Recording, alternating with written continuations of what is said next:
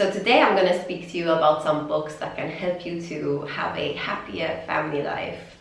So the first book I'm going to start with is Hold Me Tight by Dr. Sue Johnson.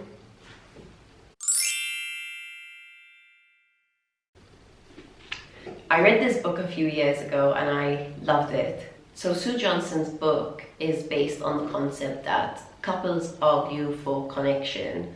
So though your partner might be screaming at you, what they're actually saying is, hello, like, connect with me, connect with me. But she also speaks about 3 different cycles that a couple can get stuck in. Like sometimes like a couple will get into this cycle of blaming each other where they go, oh, it's your fault, it's your fault, it's your fault, it's your fault, it's your fault, it's your fault, and like nothing gets resolved. Or else there's one partner who goes, hey, you're not doing this and you're not doing that, and when you did that, you're and you really messed up, and the other one just goes and withdraws. And the last cycle, she says, is when this partner gives up and they both withdraw. And she talks about how to notice when you're stuck in a cycle or when you're getting into a cycle. And she says that with this awareness, you can notice how to step out of the cycle. And she gives tips on how to do that. So how to like notice what words you're using, how to notice what you're trying to communicate, because sometimes when we're in an argument, it's really difficult to, sometimes it's difficult to know like what you're actually upset about. So she helps you to identify that, like what are you actually upset about, what are you trying to communicate, and how can you say it without sending your partner either away from you or on your back, like non-stop complaining. To be able to resolve conflict and appreciate and respect differences, and how to use those differences, how to settle in your similarities. It's just a really helpful book, and I recommend it to any couple, even couples who aren't struggling and never argue. I seriously recommend this book. It's really, really helpful. In the eye of time, nobody is losing. Faces merge and change, but your face remains the same. The swallows will be here by dawn. When we're finally sober, they'll be gone. The trees will bloom and ice will melt. We'll always remember how it felt.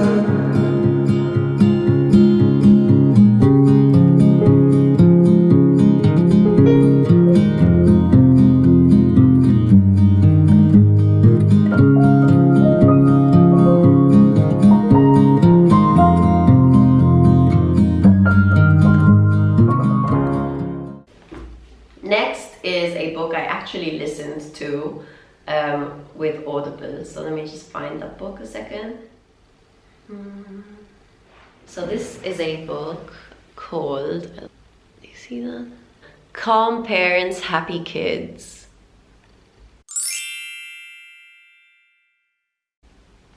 Okay, so The Secrets of Stress-Free Parenting by Dr. Laura Markham. So Dr. Markham speaks about how to connect with your kids and how to discipline your kids. You know how sometimes kids can throw tantrums or behave really badly? Well, basically what she does is get you to kind of tune into their way of reasoning. Children are completely different, well, not completely, but children are very different to adults. Like their brains haven't developed to the point that an adult's brain does. So that causes them to think and to behave differently. And so she teaches us about the development of children, but in a really non-boring way. So it's not like, like having to learn stages of the brain or stages of child development. It's not boring at all. She does it in a really casual way. And I really enjoyed listening to this book. I used to go out for walks and listen to it, and it's just a very easy read, and what she says makes sense. So when you see a kid having a meltdown, instead of sending them to the corner to be on their own, she teaches you how to connect with the kid, to see the kid. Okay, so what's happening? And it's not about spoiling the child or about not setting limits. You won't spoil the child by doing this, and you will set limits. But the difference is that you connect with your child all along, so you're always communicating that sense of safety and belonging, so your relationship can really blossom. In fact, while this book ends at age 9, you'll understand how to avoid raising a child who slams out of the house when she's 12 or experiments with drugs at 15. Calm Parents, Happy Kids is so helpful for interacting with little ones. You know, little ones are so special and they're so vulnerable, and you know, we are the ones who are there to protect them. So it's all about learning to understand internal processes. So basically it's about self-awareness, which is what I talked to you about on A Life I Choose. And it's about how to notice when you are about to flip and how to choose not to. And it's also about how to calm down a kid and connect with a kid when they have flipped out, and how to teach them to calm themselves down before they flip out. So kids learn through observation and through being present. So whatever they receive in their environment, they will then go and give to their environment. So if they're around a lot of chaos, they will ingest that chaos and then they will behave chaotically. But if they're around peacefulness, then they will go and transmit that peacefulness. So Calm Parents, Happy Kids is all about regulating your emotions to be able to teach kids how to self-discipline, how to regulate their own emotions. And kids can't learn how to regulate their own emotions if you don't learn how to regulate yours first. So I find it a very, very helpful book.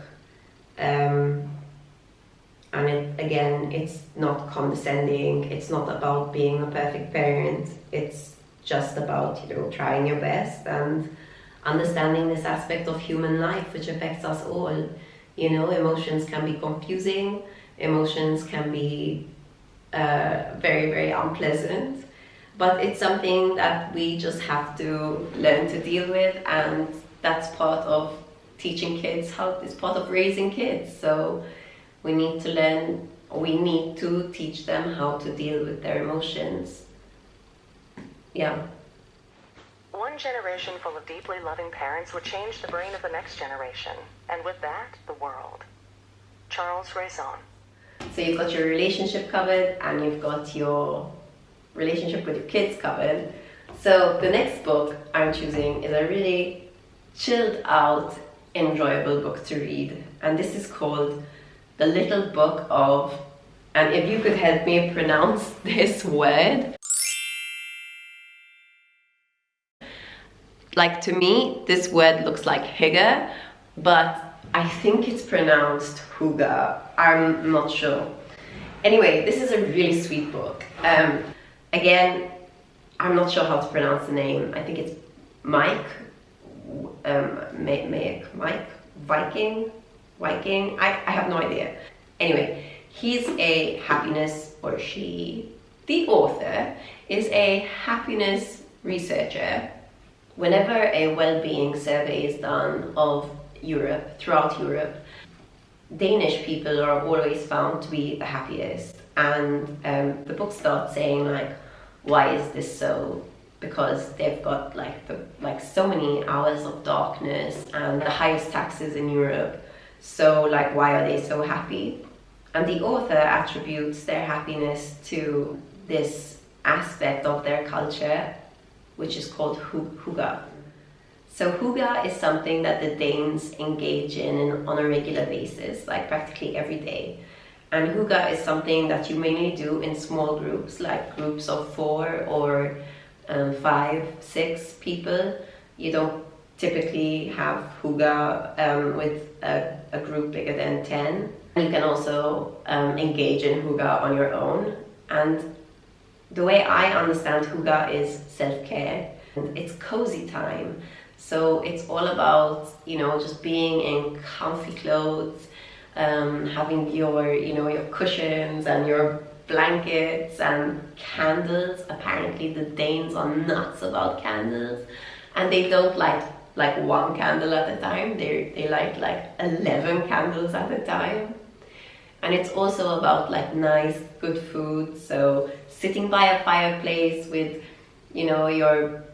your husband and a couple of friends, or sitting by the fireplace with your brother and sister and your parents, and you're just kind of, you don't have to have a fireplace. You could be just chilling on the sofa, but you've got a hot drink, you've got some coffee or some hot chocolate, and you're eating cake, and that's hygge.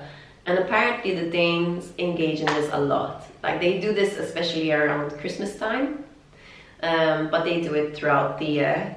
And the Danes also have a really good work-life balance, so they make sure to spend time with the people they love. It's given priority. It's on a daily basis. It's not just reserved for the weekends. It's something that happens practically every day. The happiness researchers are finding that hygge is the reason for happiness of the Danes. And I just really loved it. And so I think that it is a book that can increase your own sense of well-being, but can also be brought into a family. As you read this book,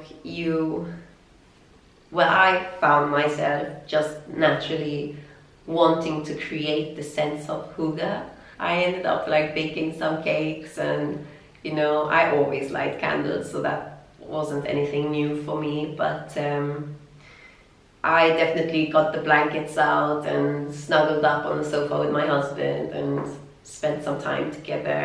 And I think it just encourages you to make this a regular part of your life. And the thing is, you can have hygge even in the summer. It doesn't have to be cold. There don't have to be blankets or hot drinks. There could be prosecco or orange juice, just relaxing times. It's just about making family time a priority. That family time isn't that thing at the very end of the day when you're just spent of energy, and then you go and you're oh, okay, this person's talking to me. I have no energy for my kids right now. No. It's about being in a safe space together, just creating a safe space. And it's when you engage in these traditions and rituals with your family that you're able to bond at a deeper level. Saying that you and your family meet up every Sunday and share cake, it might seem superficial, but the fact that you have this ritual and you know that you can go back to it every Sunday, it creates a sense of safety, and the deeper stuff can come out through the repetition of the superficial.